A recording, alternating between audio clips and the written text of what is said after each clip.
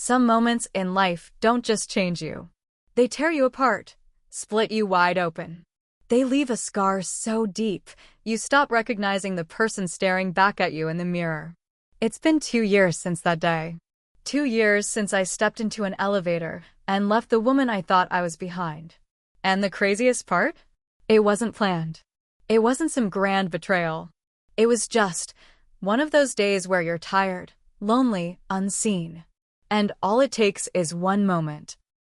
One look to push you across a line you didn't even know you were standing on.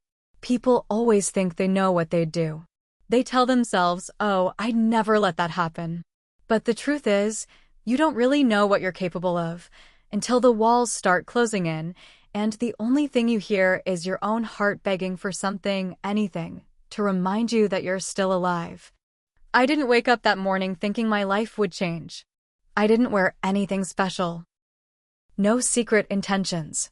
Just jeans, an old sweater, hair tied up in a messy bun, grocery list crumpled in my hand, and that tired, invisible ache behind my smile. Funny how the smallest moments carry the heaviest weight. One elevator ride. One stranger who wasn't really a stranger.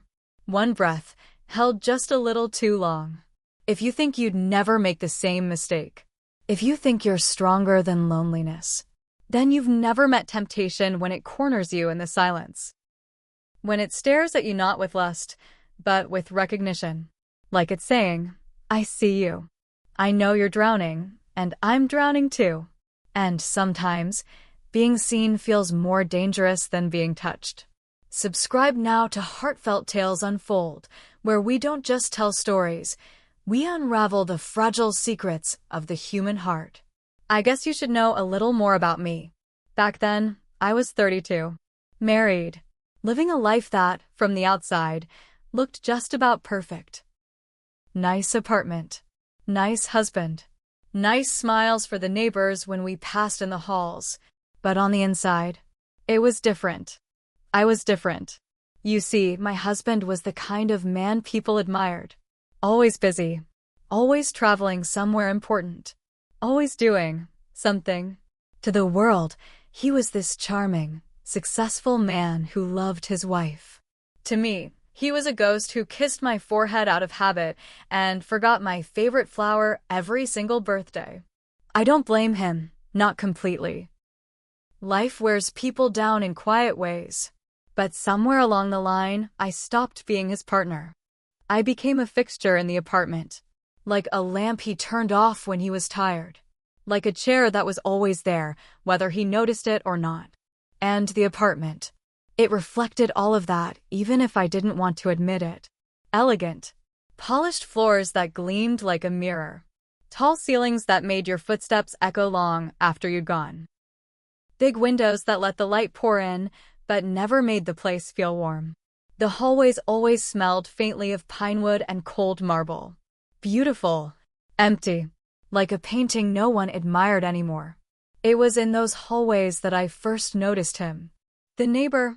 Early 40s, maybe. Confident in that quiet way that doesn't need to prove anything. Always in a crisp shirt, sleeves rolled just enough to hint at something unraveled underneath. We never really spoke much. Just polite hellos. Little nods. Small smiles that lasted a fraction longer than they should have. And his eyes. God, his eyes. He didn't look at me the way my husband did. He didn't glance past me like I was part of the scenery. When he looked at me, it was like he saw something I had almost forgotten was there. Not lust. Not desire. Recognition. Like he knew the ache I carried inside my chest. Like he carried his own version of it too. I told myself it was nothing. Just neighborly kindness. Just two lonely people brushing shoulders in a building full of closed doors and quiet dinners. But even back then, somewhere deep down, I think I knew. Some part of me whispered that one day. Those glances would mean something more. Something I wouldn't be able to take back. And still, every time I heard his footsteps behind me in the hallway, every time I caught his reflection in the elevator doors, I didn't walk faster. I didn't turn away. I slowed down. Just enough. Just enough to feel like I was still innocent. Just enough to lie to myself. Because when you're starving, even a glance can feel like a feast. It was just a normal day. One of those days that drags its feet, heavy and gray. Work had drained me. The kind of tired that seeps into your bones and makes even breathing feel like an effort. I had 2 grocery bags cutting into my hands. One of the handles snapped halfway across the lobby, but I didn't even flinch. Just gathered the bruised apples and broken eggs and kept walking. That's when I saw him, leaning casually against the wall near the elevator, scrolling through his phone. He looked up as I approached, and that familiar, easy smile crossed his face. The one that always seemed to reach his eyes. I smiled back. Because that's what you do, right? You smile. You pretend your heart isn't aching for something you can't even name. Rough day? He asked, voice low and warm, like he already knew the answer. Something like that, I managed to say, adjusting the bags in my arms. He reached out, fingertips brushing mine as he took one of the heavier ones without asking. Just a small gesture. Harmless. But something in me shifted. The elevator dinged. We both stepped inside. The doors slid shut with a soft sigh, sealing us in. The air felt different immediately. He stood close. Not too close, but close enough that I could feel the heat radiating off his skin. Close enough that the space between us felt thinner somehow. We didn't talk. We didn't need to. The elevator began its slow climb. 1 floor, 2 floors. And then, without warning, a sharp jolt. The whole box shuddered. The lights flickered overhead. The floor seemed to lurch sideways for a heartbeat before settling into a dead, humming stillness. We both stumbled, instinctively reaching out. His hand brushed my elbow, steadying me. Too steady. Too gentle. I laughed nervously, a brittle sound that cracked in the silent air. Guess we're stuck, I said, trying to keep my voice light. He pressed the emergency button. Once. Twice. Nothing. He tried the intercom. Dead silence. We stood there, listening to the low mechanical hum beneath our feet, the faint buzz of dying lights overhead. And then, nothing. Just silence. Thick. Heavy. Pressing in from all sides. It wasn't the broken elevator that scared me. It wasn't the thought of being late for dinner, or the groceries spoiling in my arms. It was the way his eyes didn't leave mine. The way he looked at me like he was seeing a version of me even I had forgotten. The version that laughed too loudly, cried too easily. The version that used to believe love was supposed to feel like something more than obligation. And in that tiny metal box, between 4 cold walls and a sky that felt 1,000,000 miles away. I remembered her too. I remembered what it felt like to be seen. Really seen. Not as a wife. Not as a hostess. Not as a well-dressed shadow hanging off someone's arm at dinner parties. Just me. And for the first time in a long time, I didn't know if I was strong enough to look away. The lights flickered again, then steadied into a dim, humming glow. The elevator was still. Silent. Breathless. I bent down to gather the apples, my hands shaking more than they should have. He bent down too, our fingers brushing briefly over the same apple. A touch so light, so accidental, and yet it felt like a lightning bolt right through my chest. I mumbled a thank you, cradling the bruised fruit against my body like some ridiculous shield. He smiled, that same quiet, knowing smile, and then we were standing there. Trapped. Nowhere to go. Breathing the same thick air. I pressed the emergency button. No answer. Pressed it again. Still nothing. I tried to laugh it off, say something casual about maintenance being lazy or bad wiring, but the words felt thin. Empty. They floated in the air between us and fell flat at our feet. The elevator felt smaller by the second. The walls inching closer. The silence louder than the buzzing light overhead. I looked at him, and he was already looking at me. Not with hunger. Not with expectation. But with something worse. Recognition. Like he could see the cracks under my skin. The parts of me I kept hidden, even from myself. I tore my eyes away, stared hard at the numbers above the door, willing them to change. They didn't. And that's when the guilt started. Sharp, immediate, tearing into me without mercy. I have a husband. I'm married. I'm not this woman. So why? Why was I trembling? I tried to fill the silence again, asking him about work, about the weather, anything to shove the growing tension back into a box I could lock. But every word felt fake. Forced. Like I was talking through a wall of glass neither of us could pretend wasn't there. The memory of my husband flashed through my mind. Him, sitting on the couch, glued to his laptop, barely glancing up when I walked through the door. Him rolling over at night, his back to me, the space between us colder than the winter air outside. Him, forgetting my birthday 3 years in a row, making some half-hearted excuse about meetings and deadlines. I clutched the grocery bag tighter, trying to anchor myself to something, anything. It's just loneliness, I told myself. It's just human to want to be seen. It's just human to crave connection. It doesn't mean anything. But deep down, I knew I was lying. Not to him. Not even to my husband. I was lying to myself. Because something had shifted the moment the elevator jolted to a stop. Something deep. Something dangerous. They say the heart knows before the mind can argue. Mine was already halfway down a road I swore I would never walk.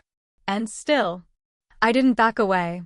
I stood there, breathing the same broken air, feeling every inch of the empty space between us collapse into nothing at all. The minutes dragged on inside that elevator, stretching and pulling like something heavy and alive.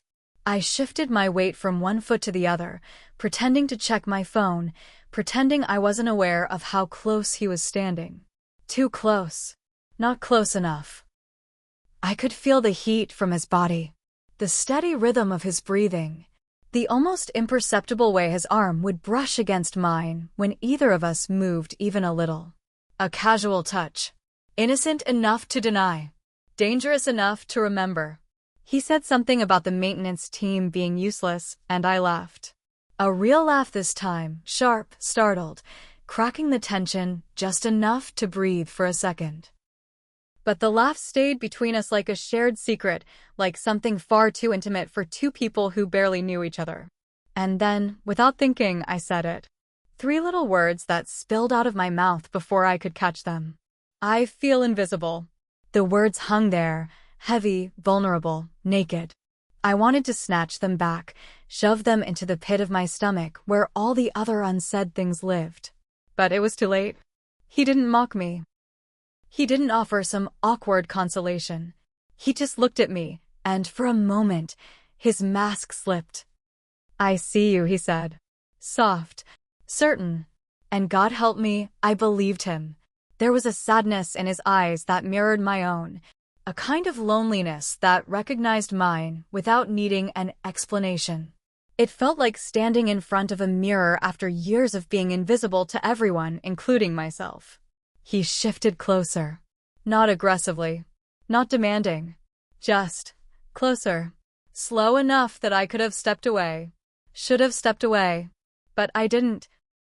He reached out, hesitating for a fraction of a second, giving me every chance to pull away. And when I didn't, he let his hand rest lightly, so lightly on my shoulder. It was barely a touch. Featherlight. The kind of touch you could almost convince yourself didn't happen if you needed to. But it was real. I could feel the weight of it. The warmth. The terrifying gentleness. And somewhere deep inside, the panic started. Push him away. Scream. Run. Do something. Anything. But my body didn't move. It betrayed me. Or maybe it revealed me, showed the cracks I'd spent so long trying to patch with forced smiles and swallowed tears. I stood there, frozen, breathless, torn between guilt and hunger, shame and longing. And then I did something I promised myself I never would. I don't know who moved first. Maybe it was both of us. Maybe it was something bigger than us, something that had been building for months, years, lifetimes. All I know is, One moment we were standing there, drowning in the silence, and the next, his mouth was on mine. It wasn't wild. It wasn't desperate. It was slow, hesitant. Like he was giving me every chance to pull away. Like he was asking without words, "Are you sure? Are you sure you want to remember this moment for the rest of your life?" And God help me, I kissed him back.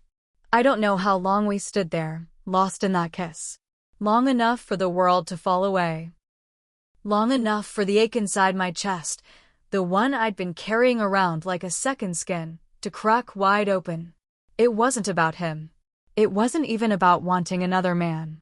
It was about being seen, being wanted, being touched like I mattered, being held like I wasn't invisible anymore. In that kiss, I didn't feel like a wife left behind. I didn't feel like an afterthought. I felt alive. I surrendered, not to him, but to the part of me that had been screaming in silence for years. The part of me that had been starving for something I couldn't even name. His hand cupped the side of my face, his thumb brushing the corner of my mouth like I was something fragile, something precious. And for a moment, I let myself believe I could stay there. In that tiny, stolen moment where nothing existed but breath and skin and the terrifying relief of being wanted. But life, cruel as it is, never lets you stay in those moments. The elevator jolted beneath our feet, a sudden violent shudder that broke the spell like a crack of thunder. The cold hum of the machinery roared back to life, filling the space with a mechanical buzz that felt louder than any scream. We stumbled apart, breathless, staring at each other, staring at what we had done. The warmth of his hands still burned on my skin. The taste of him still lingered on my lips, but the glow of connection, it curdled. Turned bitter the moment the lights fully came back and reality crashed in like a wave. I looked at him. He looked at me. And for the first time, there were no smiles. No easy excuses. Just the naked truth between us. The elevator doors slid open with a soft ding. But it was too late. The damage was already done. I didn't wait. I didn't think. The moment my feet hit the hallway floor, I ran. Grocery bags forgotten, keys clutched tight in my shaking hands, I fumbled with the lock until the door swung open. I slammed it shut behind me like I could shut out what had just happened. Leaning back against the cold wood, I let my body slide down to the floor, heart pounding so hard it hurt. Shame washed over me, thick and suffocating, sticking to my skin like a second layer. I pressed my palms against my face, willing myself to wake up, to undo it, to be someone else. But no matter how tightly I closed my eyes, the truth stayed. I had crossed a line. Not because I didn't love my husband, but because somewhere along the way, I had stopped loving the version of myself that stayed silent, invisible, forgotten. The next day, I avoided the elevator completely. Took the stairs, 2 at a time, even when my legs screamed in protest. I refused to risk seeing him.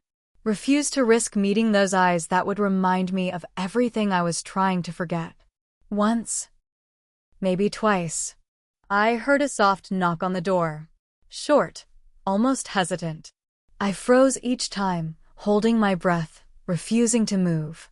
And when I finally dared to peek through the peephole, there was nothing but an empty hallway staring back at me. At home, I threw myself into the role of a good wife like a woman possessed. I made my husband's favorite dinners, laughed a little too loudly at his dry, distracted jokes, reached for his hand even when it hung limp in mine. I became more affectionate, more available, more desperate, and he barely noticed. He smiled when it was convenient, thanked me for the meals without ever looking up from his phone, told me he loved me as he turned out the light, the words flat, mechanical, worn out from overuse. And every night, when the house went quiet, when the walls pressed in and the silence screamed louder than anything else, I replayed it. The kiss. The way his hand had cupped my face so carefully, like I was something rare.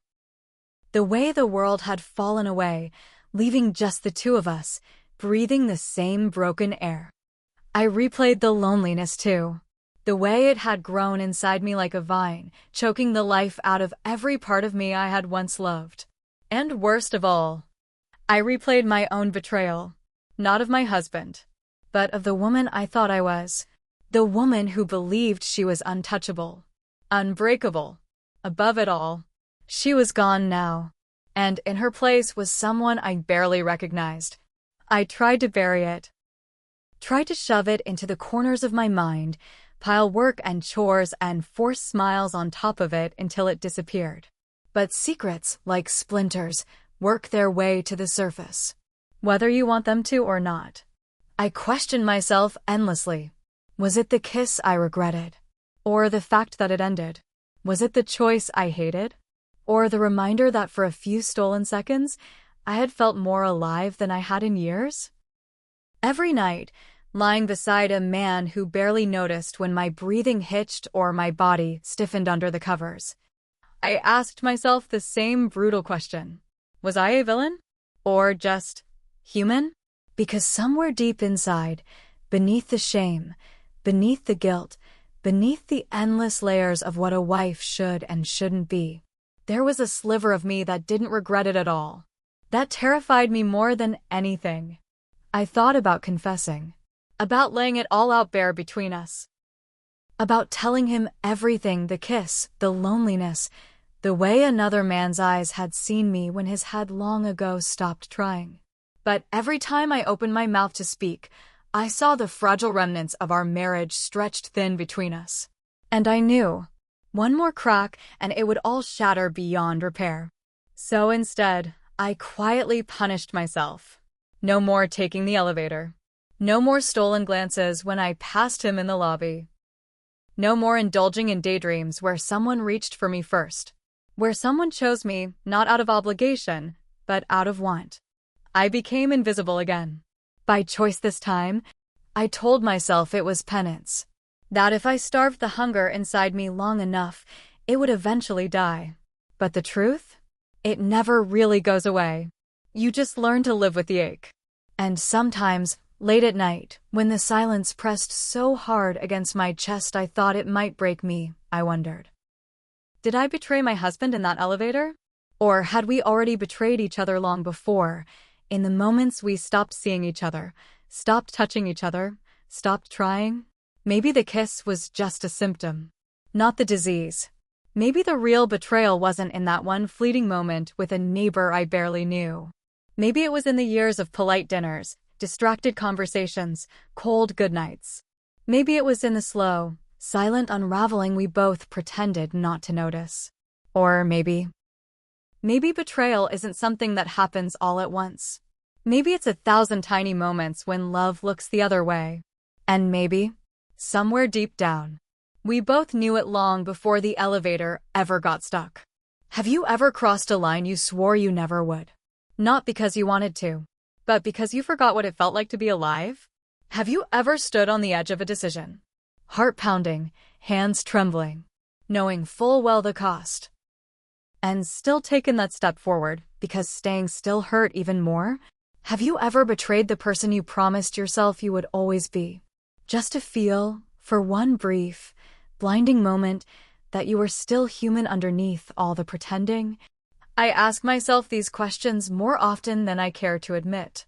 And no matter how many nights pass, no matter how many excuses I try to stack like sandbags against the rising tide of guilt, I never find an easy answer. Was I a villain? Or just a woman, lost in the quiet hunger of being unseen? Maybe you'll tell me.